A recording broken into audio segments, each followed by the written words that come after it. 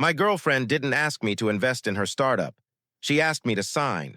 She said investors wanted stability, that paperwork was holding things up, that it was just temporary. It's nothing serious, she said. We're building a future together anyway. So I put my name on the company. 2 months later, I got a legal notice addressed to me. Not to the startup, not to the founder, to me. It said I was personally responsible for unpaid obligations I didn't recognize, contracts I didn't negotiate, and decisions I never made. When I called my girlfriend, she didn't sound surprised. She sounded prepared. That was the first time I wondered if joining her startup wasn't about love at all, but about who would be standing in front when everything collapsed. And I didn't yet know that while I was trying to save my life, she had already moved on to someone else. The envelope was waiting for me when I got home. Plain, white, heavy. The return address belonged to a law firm I'd never heard of, but the formatting was unmistakable. This wasn't spam. This wasn't a mistake. My name was typed cleanly across the front. Julian Cross. No company logo, no care of, just me. I opened it standing up. The first page was calm, almost courteous. This letter serves as formal notice regarding outstanding obligations connected to Virexa Labs. I felt a flicker of confusion, not panic yet. Virexa Labs was Elena's startup. I helped with paperwork. I wasn't the company. I kept reading. As an authorized officer and listed director, you are hereby notified. I stopped breathing. Authorized officer, director. Those words didn't feel real until I saw what followed. Vendor disputes, unpaid balances, chargeback exposure, potential personal liability, personal, not corporate. I flipped to the second page. There were dates I didn't recognize, amounts I'd never approved, contracts I'd never negotiated. But there was one thing I did recognize. My signature, not forged, not copied, mine, at the bottom of multiple documents. The room felt smaller. I sat down and spread the pages across the kitchen counter like evidence, because that's what this was. Evidence that I'd stepped into something with a history I didn't know existed. I called Elena immediately. She answered on the second ring. "Hey," she said casually. Too casually. "Did you get something in the mail?" That question hit harder than the letter. "Yes," I said. "Why didn't you tell me about this?" She didn't ask what it said. She didn't ask who it was from. She sighed. "Okay," she said. "Don't panic. This happens. Startups get messy." Messy wasn't the word the letter used. I read one line out loud. "Failure to respond may result in personal recovery proceedings." There was a pause on the line. Then she said, "That's just legal language." I asked her why it was addressed to me. Another pause, shorter this time. "You're listed as operations," she said. "You interface with vendors. That's normal." Normal. I pulled up the company filings on my laptop while she talked. Public records don't lie. There it was. Director, Julian Cross, authorized signatory, Julian Cross. I scrolled. Elena's name appeared too, but not where mine did. Founder, vision lead, no operational liability, no execution language. I told her what I was seeing. She said, "Investors prefer it that way." Prefer what way? That I took the risk? That I stood closer to the fire? I asked her when these disputes started. She hesitated. "Before," she said. "But that doesn't matter. Before me, before my signature, before I knew the company existed." Something cold settled in my chest. I asked her why she hadn't mentioned any of this when she asked me to sign. She didn't answer directly. "You said you trusted me," she said instead. That was the first time she turned it back on me. I looked at the letter again. The firm wanted a response within 10 days. 10 days before creditors could escalate. 10 days before things went on record.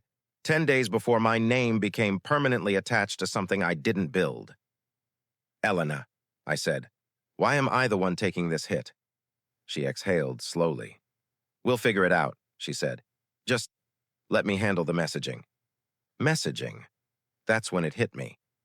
This wasn't new to her. She wasn't scrambling. She was managing. And while I was sitting there trying to understand how my life had just tilted sideways, she was already thinking about optics. I hung up without saying goodbye. For the first time since I signed those papers, I felt it clearly. I hadn't joined a startup. I'd stepped into a position that someone else no longer wanted to stand in, and the letter on my counter wasn't the beginning. It was the moment the past finally caught up and found my name waiting for it. Elena didn't feel like someone who would hurt me. That's the part people always underestimate. She wasn't reckless. She wasn't chaotic. She wasn't desperate. She was composed, focused, warm in a way that made you feel chosen. We met when both of us were doing well enough to be selective. I wasn't looking for rescue. She wasn't looking for support. That mattered to me later because it meant I couldn't explain this away as weakness. From the beginning, she spoke about Varexa Labs like it was something fragile but valuable. Not failing, just misunderstood. People think startups are about big ideas, she told me once. They're really about surviving the early noise. She said that word often, noise. Lawyers were noise. Advisors were noise. Anyone slowing momentum was noise. I liked that clarity. I hated office politics because of the same thing. Too many voices, too little accountability. Elena seemed different. She wanted clean lines, clear movement. When she talked about her startup, it never sounded like a pitch. It sounded like exhaustion mixed with belief. She'd tell me about investor meetings that went sideways, about partners who promised support, then hesitated when things got complicated, about how hard it was to build something while everyone watched you for mistakes. I listened. I empathized. That's how trust builds. Not through persuasion, but proximity. The idea of me joining the company didn't arrive all at once. It crept in. First, she'd say things like, "You'd understand this better than most people." Then, "I wish you were closer to this." Then finally, "It'd be easier if we were aligned." Aligned. That was the word she used instead of involved. She didn't ask me to quit my job. She didn't ask for money. She didn't ask for control. She asked for presence. "Just on paper," she said the first time, "so people stop asking questions." I hesitated. Not because I distrusted her, but because I didn't like vague commitments. I asked what "on paper" actually meant. She smiled and said, "You're not going to be running anything. This is optics." Optics. She explained it like this. Investors wanted reassurance. Vendors wanted a steady contact. Everyone wanted to know someone responsible was involved. "You're that person," she said. That didn't feel manipulative. It felt flattering. She framed it as protection. "For the company," she said. "For us." I asked if there was anything I should know before signing. She didn't lie. She minimized. "There's always friction early on," she said. "Nothing unusual." "Nothing that would affect you," she implied. The documents came one by one, never all at once. An operating agreement, a bank authorization, a vendor acknowledgement. Each came with context. Each came with reassurance. "This one just lets you sign if I'm unavailable. This one speeds things up. This one avoids delays." Whenever I paused, she reminded me of the bigger picture. "We're building something together," she said. "This is just part of that." Together. That word did more work than any contract clause. I didn't consult a lawyer. I didn't dig through filings. I didn't check incorporation dates, not because I was careless, because nothing about the situation felt adversarial. She never rushed me, never pressured me, never raised her voice. She trusted me, and I trusted her right back. What I didn't see then, but understand now, was that she never once sat down and read the documents with me. She explained them to me. She never asked, "Does this make sense to you?"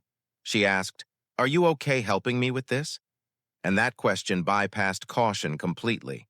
By the time my name was officially attached to Varexa Labs, it didn't feel like a decision. It felt like support. It felt like alignment. It felt like love. And that's why, when the letter arrived weeks later, the shock wasn't just legal, it was personal. Because I hadn't just signed papers. I'd trusted the wrong person to tell me what they meant. I wasn't supposed to be on the call. Elena told me it was investor alignment only, vision, roadmap, future-facing. "Nothing you need to worry about," she said. "I'll summarize after." That alone should have warned me. I joined anyway, camera off, muted, because my lawyer had already told me something important. If people are discussing responsibility, you need to hear it yourself. The call had already started when I joined. I recognized two investor voices immediately, calm, professional, tight. One of them was mid-sentence. We're trying to understand how these obligations accumulated without triggering internal controls. Elena answered smoothly. There was a breakdown in execution, she said.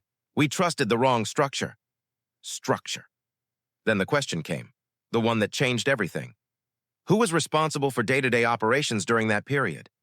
There was a pause, not hesitation. Calculation. Elena said my name. Julian was handling operations independently at that point, she said. I wasn't involved in those decisions. I felt my stomach drop. She continued, steady and precise. I focused on product and vision. Julian managed vendors, payments, and timelines. I trusted him to handle it responsibly. Trusted him.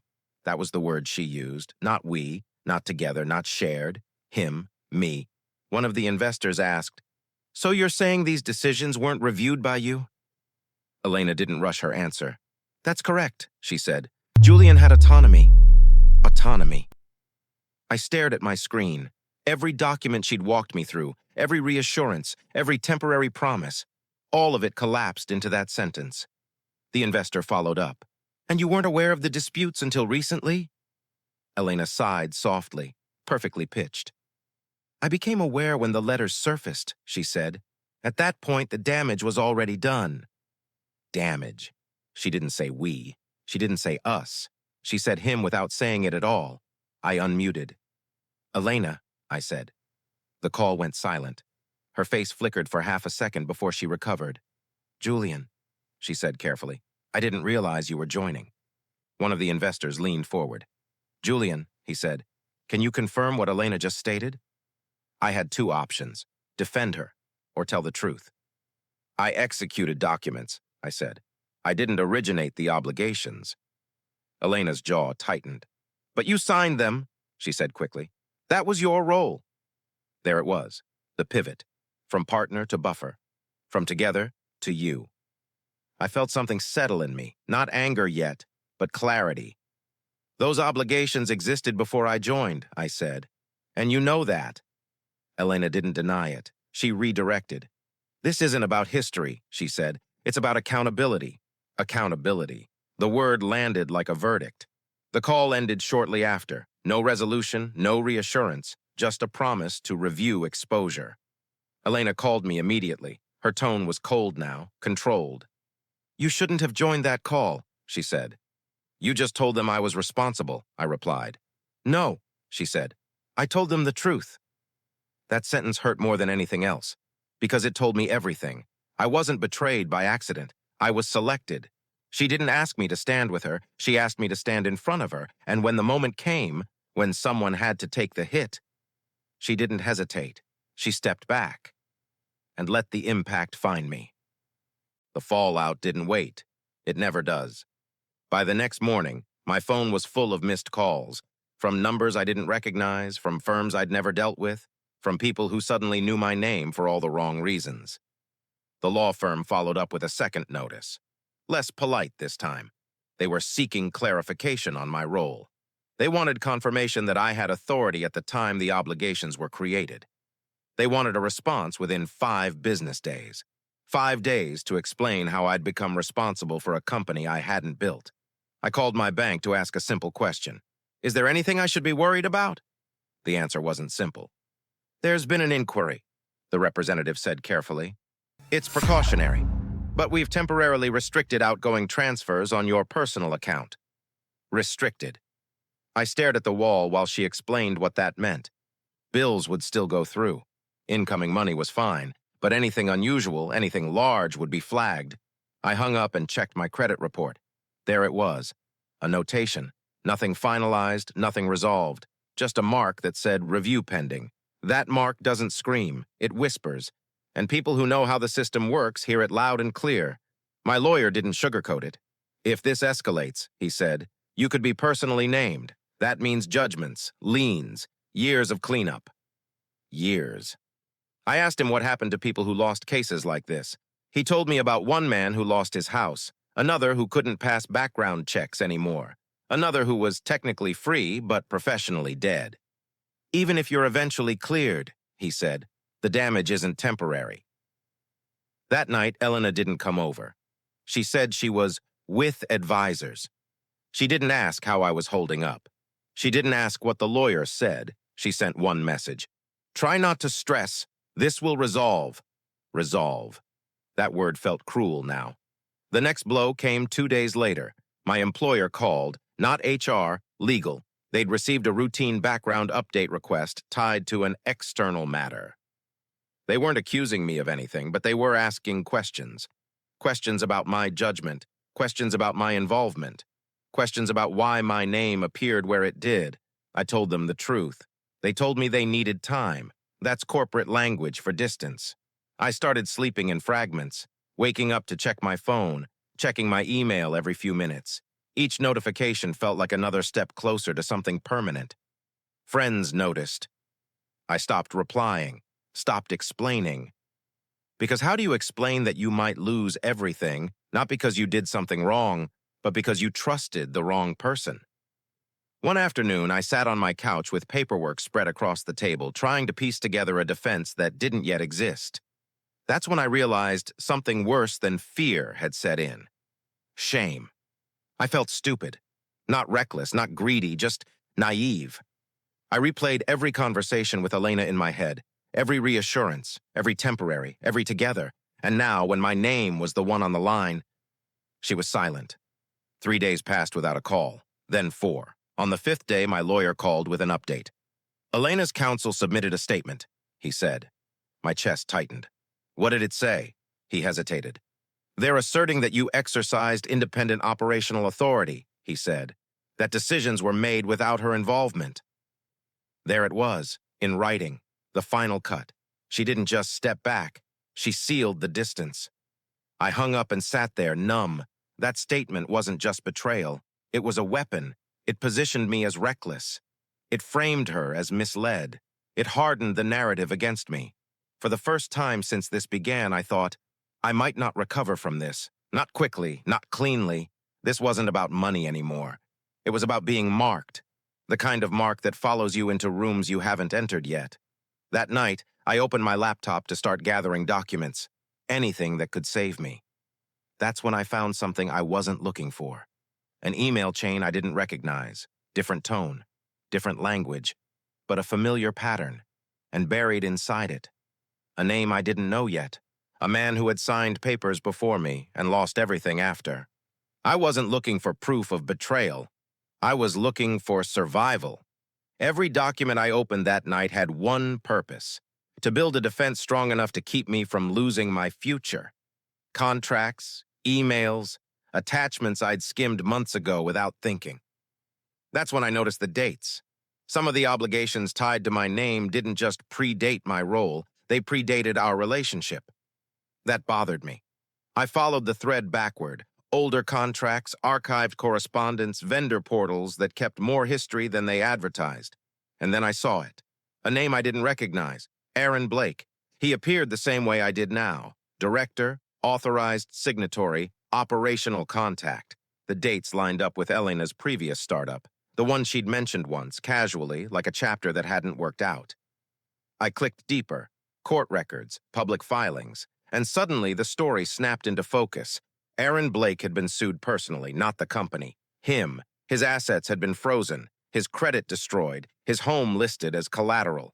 The case summary read like a mirror of my own situation. Vendor disputes, misrepresentation claims, personal liability tied to corporate execution. I scrolled until my hands started shaking. The law firm representing the claim was the same one writing to me now. Same formatting, same phrasing, same escalation language. This wasn't coincidence, this was reuse. I found an article buried in an industry forum. Not mainstream, not flattering. It mentioned Elena by name, not as a defendant, as a founder who exited during restructuring. Golden handshake, clean separation, no personal liability. Aaron took the fall. I leaned back in my chair, staring at the screen. She hadn't survived a failed startup. She'd escaped one, and she hadn't escaped alone. She'd left someone behind, someone who trusted her the same way I had. I searched my email again, this time for Elena's old addresses. I found a thread she'd forwarded months ago telling me not to worry about legacy mess. I hadn't opened the attachment then. I opened it now. It was a settlement memo, redacted but readable. The pattern was unmistakable. Bring in a trusted partner, shift operational authority, let disputes surface, step back, exit clean. I wasn't her first mistake. I was her second execution. My phone buzzed, a message notification from Elena. I know things are intense. Try to take care of yourself. I stared at the message, then at the court record again, then back at my inbox. That's when I found the texts. I hadn't gone looking for them. They surfaced because I was syncing devices, gathering everything for my lawyer. A conversation thread appeared from a number I didn't recognize. Different tone, different energy, intimate, recent. Elena wasn't venting. She was recruiting. He's handling the mess, she wrote. I'll be free soon. Another message followed. This part always gets ugly before it's clean. Always. I checked the timestamps.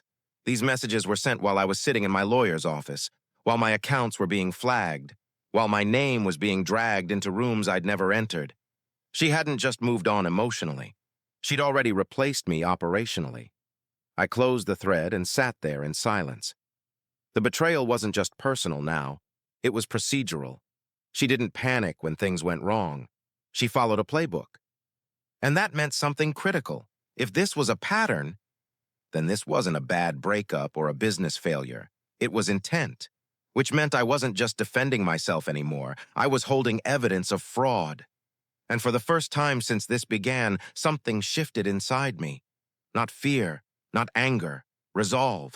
Because if Elena thought this would end the way it had before, with someone else ruined and her walking away clean, she had underestimated one thing. This time, the person she tried to erase was still standing, and I knew exactly how she'd done it, which meant I knew exactly how to prove it. Once I saw the pattern, panic stopped being useful. Fear had kept me alive this long, but it wasn't going to get me out. My lawyer read everything I sent him in silence. The court filings, the old settlement memo, the investor call transcript. Elena's written statement distancing herself from me. When he finished, he leaned back in his chair and said something I hadn't expected. She didn't just abandon you, he said. She documented it. That was the crack. Up until that moment, I thought I was fighting damage. He showed me I was holding leverage. We stopped talking about defense. We started talking about intent. The first move was restraint. I didn't respond to the law firm. I didn't issue denials. I didn't send emotional messages. Silence is dangerous when you're guilty. When you're not, it makes people uncomfortable. Meanwhile, my lawyer did something Elena hadn't anticipated. He subpoenaed records tied to her previous startup. Same firm, same advisors, same investor network.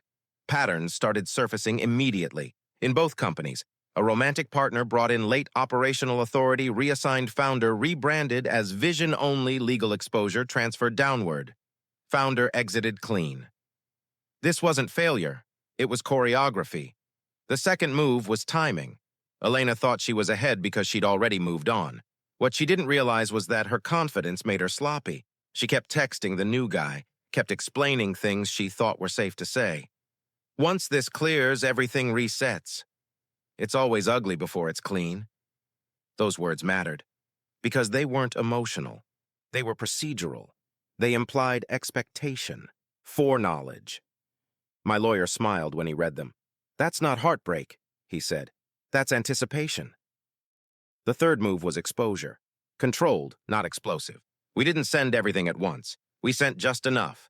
First, to the investors. Not accusations. A timeline, 2 startups, 2 partners, same law firm, same transfer of authority, same outcome. Then we attached Elena's own words. Not commentary, just timestamps. Then we waited.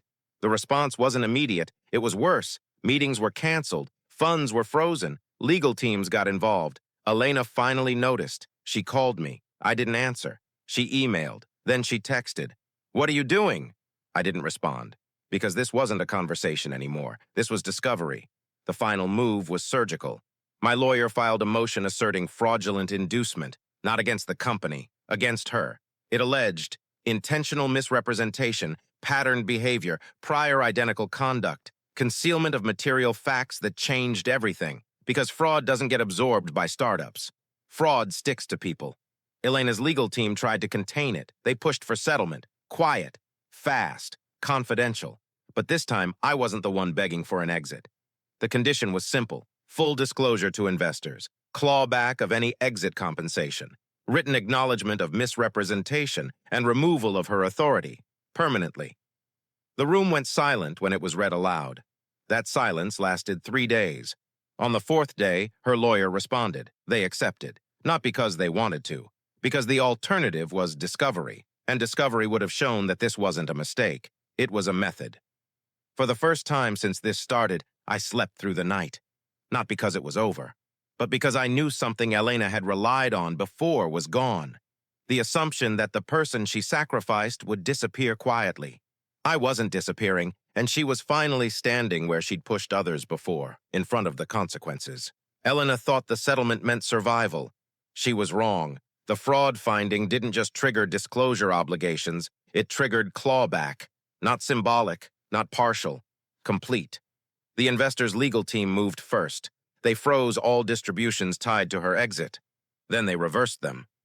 Every dollar she'd taken out of Virexa Labs was reclassified as improperly obtained under misrepresentation. Her accounts were flagged within days, savings, brokerage, everything connected to the transfer. She tried to move money. She couldn't. Her lawyer called mine, urgent, panicked. "They're going after personal assets," he said. "This wasn't supposed to escalate like this." It escalated because the pattern mattered. Once fraud was established, the company's creditors were allowed to pierce the corporate veil, the same legal mechanism that crushed Aaron Blake, the one she'd relied on before. Only this time, she was the one exposed. Vendors amended their claims. Instead of listing the company, they listed her. Personally, jointly, severally. Judgments followed fast. Faster than I expected. Her credit collapsed in weeks. Banks don't wait once liability is confirmed. The house she'd bought after her first successful exit, the one she'd called her proof that everything had been worth it, was listed as collateral, then seized. I found out the same way I'd found out about Aaron.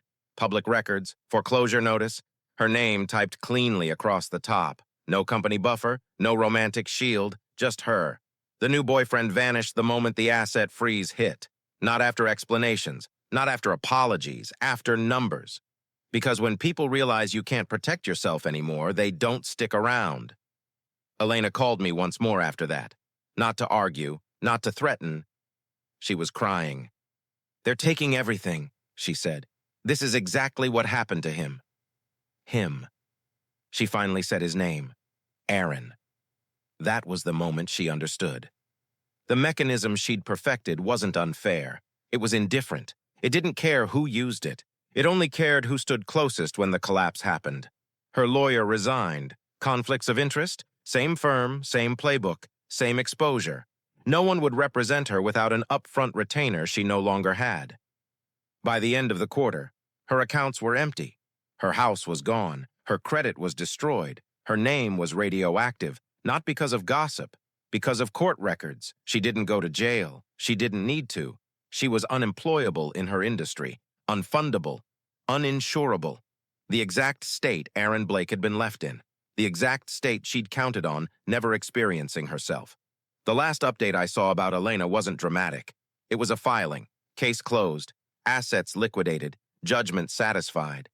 I stared at the screen for a long time after that. Not relieved, just aware.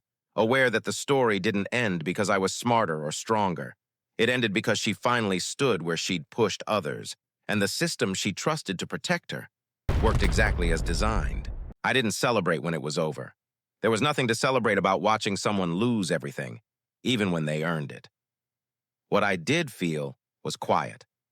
The kind that comes after a long, loud panic finally stops. The courts finalized the judgments. The clawbacks were complete. The last liens were released. Elena's name faded from my inbox, then from everyone else's. And then the company did something unexpected.